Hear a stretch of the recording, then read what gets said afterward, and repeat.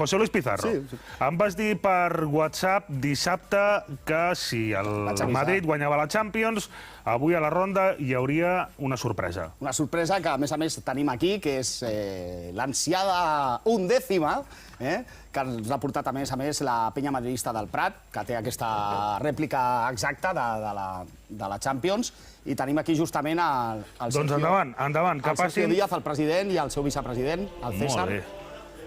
Ahí suena el himno bonito, ahí... No, en cap cas, no? Això entra de pèl, no? Això entra sense aplaudiments, no? Doncs la podeu posar per aquí. Molt bé, hi ha aplaudiments. Tenim el president i el vicepresident de la penya madridista del Prat. Molt bona nit, benvinguts. Va anar bé per Milà, no? Muy bien, muy bien. Yo supongo que pasear esto por Barcelona debe ser más satisfactorio que pasearlo por Cibeles, ¿no?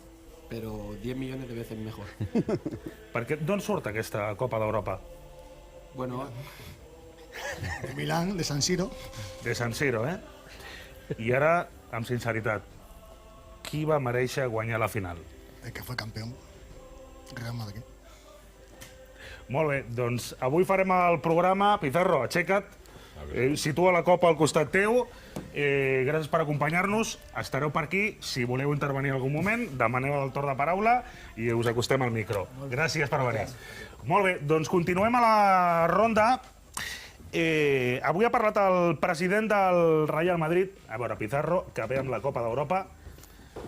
Que bonita eres. Com ho veieu, fer el programa avui amb aquestes condicions?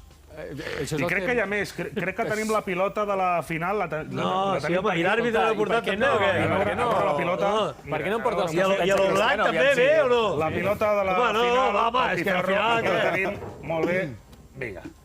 Doncs té Pizarro, la pilota signada per tota la plantilla del Real Madrid. I el Clattenburg. Aquí està, mira, veu? Sí, exacte. El número 23. Aquí el tenim. Molt bé.